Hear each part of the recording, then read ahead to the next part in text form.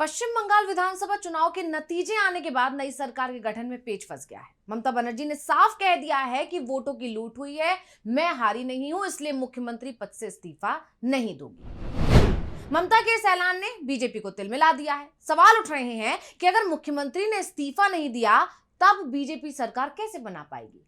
पूरा विपक्ष इस मुद्दे पर ममता के साथ भी खड़ा दिखाई दे रहा है और ममता के इस ऐलान को एक आंदोलन की तरह देखा जा रहा है। यानी कहा जा सकता है कि ममता ने पूरे विपक्ष को एकजुट कर दिया है, जो आने वाले समय में बीजेपी के लिए चुनौती बनने वाला है। यानी ममता हारी भले ही है, लेकिन उनकी ये हार विपक्ष के लिए एक सबक भी बन गई है। बंगाल में बीजेपी की जीत ने वो काम कर दिया है जो उसकी हार से नहीं हो पाता। अब विपक्ष के अंदर जो मतभेद भी थे वो दूर होते दिखाई दे रहे हैं और इसका असर पूरे देश में दिखाई देने लगा है, क्योंकि पहली बार ऐसा देखा जा रहा है कि वाम दल भी ममता बनर्जी के स्टैंड का समर्थन करते दिख रहे हैं। ऐसे में सवाल उठ रहे हैं कि क्या आने वाला समय बीजेपी के लिए बड़ी मुसीबत लेकर आने वाला है। इसी पर आज हम अपनी स्पेशल रिपोर्ट में करने जा रहे हैं बात। नमस्कार, मैं हूं अंशिता।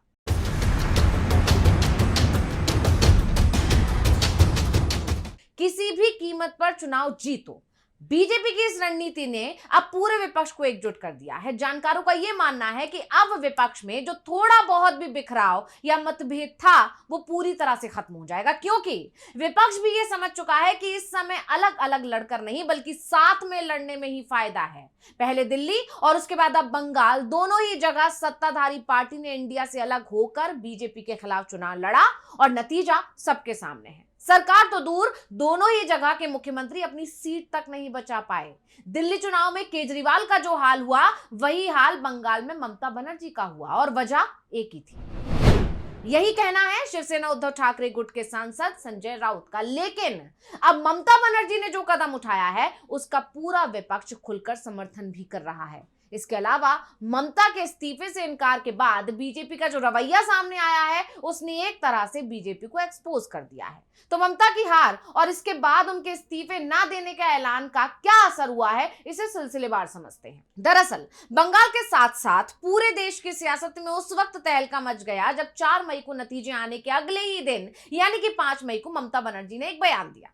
उन्होंने कहा, मैं हारी नहीं हूं, इसलिए मैं राजभवन नहीं जाऊंगी, मैं इस्तीफा नहीं दूंगी। और उन्होंने यह भी दावा किया उनकी पार्टी की 100 सीटें बीजेपी ने चुरा ली हैं। यानी सीधे सीधे ममता बनर्जी ने बीजेपी पर चोरी करने के आरोप लगा दिए हैं और उनके इस बयान पर सियासी सरगर्मी तेज हो गई, क्योंकि उन्होंने बीजेपी और चुनाव आयोग को लेकर बड़े खुलासे कर डाले। उन्होंने गंभीर आरोप लगाते हुए सबके लिए सीधे सीधे चुनाव आयोग को जिम्मेदार बता दिया। उन्होंने कहा, मैं इस्तीफा नहीं दूंगी, मैं हारी नहीं हूं, मेरे इस्तीफा देने का सवाल ही नहीं उठता, इसलिए राजभवन नहीं जाऊंगी। वो ऑफिशियली हमें हरा सकते हैं लेकिन नैतिक रूप से हम चुनाव जीते हैं। ममता ने कहा, चुनाव से 2 दिन पहले हमारे लोगों को गिरफ्तार किया गया, जगह जगह छापे मारे गए, आईपीएस आईएएस अधिकारियों का तबादला तक किया गया, प्रधानमंत्री और गृह मंत्री इसमें सीधे तौर पर शामिल। इसके अलावा ममता बनर्जी ने पुरानी सरकारों का जिक्र करते हुए कहा कि मैंने राजीव गांधी, मनमोहन सिंह, वाजपेयी सहित कई सरकारें देखी, लेकिन ऐसा अत्याचार कभी नहीं देखा। अत्याचार की कोई सीमा नहीं रही, यहां लोगों को प्रताड़ित किया गया।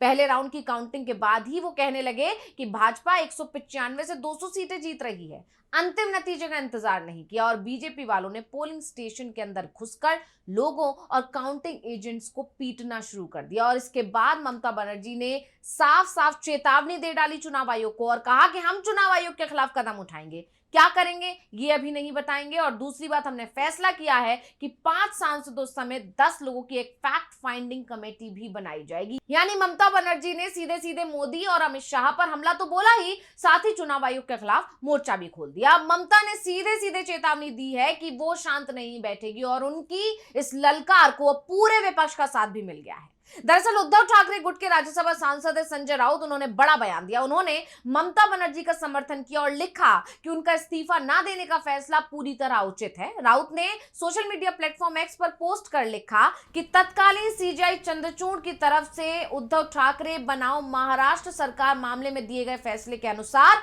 अदालत ने उद्धव ठाकरे को उनके पद पर बहाल नहीं किया, क्योंकि उन्होंने स्वयं इस्तीफा दिया था। प्रेस कॉन्फ्रेंस में संजय राउत ने कहा, इंडिया अलायंस के कई नेताओं ने ममता बनर्जी से बात की है, उद्धव ठाकरे और राहुल गांधी ने भी उनसे बातचीत की है। हमको अब अधिक संघर्ष क्यों ना करना पड़े, हम तैयार हैं। इंडिया अलायंस ममता बनर्जी के साथ है और हमेशा रहेगा। सुनिए संजय राउत। उनको लगता है पूरे देश में हमारी सत्ता, हर राज्य में हमारी सत्ता आ गई, अब हम चक्रवर्ती सम्राट हो गए। ऐसा नहीं है।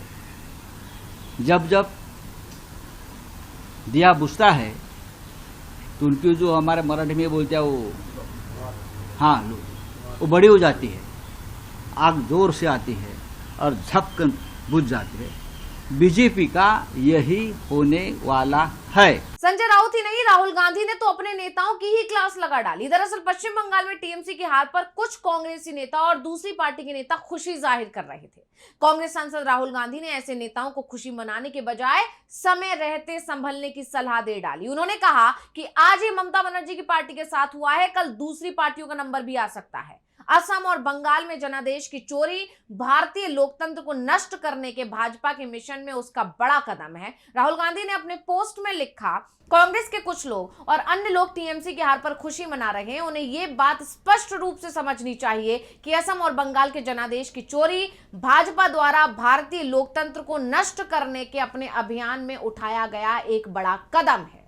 छोटे दर्जे की राजनीति को एक तरफ रख दें, ये किसी एक पार्टी या दूसरी पार्टी के बारे में नहीं है, ये हम सब के बारे में है। तो राहुल गांधी ने इससे पहले आरोप लगाया था कि पश्चिम बंगाल और असम में भारतीय जनता पार्टी ने निर्वाचन आयोग की मदद से चुनाव की चोरी की है। उन्होंने पश्चिम बंगाल की मुख्यमंत्री ममता बनर्जी के इस दावे का समर्थन भी किया कि पश्चिम बंगाल में 100 सीट की लूट की गई है। और राहुल गांधी ने एक्स पर लिखा, बीजेपी द्वारा निर्वाचन आयोग के सहयोग से असम और बंगाल के चुनाव चोरी किए जाने के स्पष्ट मामले हैं। हम ममता जी से सहमत हैं, बंगाल में 100 से ज्यादा सीट चोरी हो गई है। तो अब संजय राउत और राहुल के बयान बता रहे हैं कि बीजेपी और चुनाव आयोग के खिलाफ लड़ाई में ममता अकेली नहीं है, बल्कि विपक्ष एकजुट हो गया है। अब अगर बात करें ममता के इस्तीफे ना देने की, तो आपको बता दें कि नियम के मुताबिक अगर कोई सीएम इस्तीफा नहीं देता है तो ऐसे में राज्यपाल के पास विशेष शक्तियां होती हैं।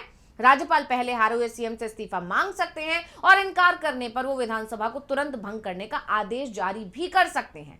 ऐसी स्थिति में राज्यपाल मुख्यमंत्री को बर्खास्त कर सकते हैं और अगर मुख्यमंत्री की तरफ से कोई कदम उठाया जाता है या फिर कोई बड़ा संकट खड़ा होता है तो ऐसे में राज्यपाल अनुच्छेद 356 के तहत राष्ट्रपति शासन की सिफारिश कर सकते हैं।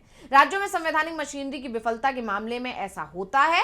हालांकि पश्चिम बंगाल के मामले में चुनावी नतीजे आ चुके हैं और ऐसे में साफ है कि राज्य में किसकी सरकार बनेगी। तो राज्यपाल के पास अनुच्छेद 164 के तहत राज्य में नया मुख्यमंत्री नियुक्त करने और उसे शपथ दिलवाने की शक्ति होती है। चुनाव में आने वाली सरकार और सीएम की बर्खास्तगी के बाद राज्यपाल विधायक दल के नेता को मुख्यमंत्री चुन सकते हैं, जिसके बाद नई सरकार बन सकती है। यानी भले ही ममता बनर्जी सीएम नहीं रह सकती हैं, लेकिन उनके इस कदम ने, यानी सीएम पद से इस्तीफा ना देने के कदम ने, साथ ही चुनाव आयोग को जो उन्होंने चुनौती दी है, जो चेतावनी दी है, उसने बीजेपी के लिए मुसीबत खड़ी कर दी है। क्योंकि अब विपक्ष बीजेपी और चुनाव आयोग के खिलाफ बड़ा आंदोलन करने वाला है और ममता के इस कदम ने विपक्ष को पहले से ज्यादा मजबूत कर दिया है, जो आने वाले चुनावों में बीजेपी के लिए चुनौती खड़ी करेगा। तो स्पेशल रिपोर्ट आपको कैसी लगी हमें कमेंट करके अपनी राय जरूर दीजिएगा। इसी के साथ मुझे दीजिए इजाजत। देखते रहिए डीवी लाइव। नमस्कार।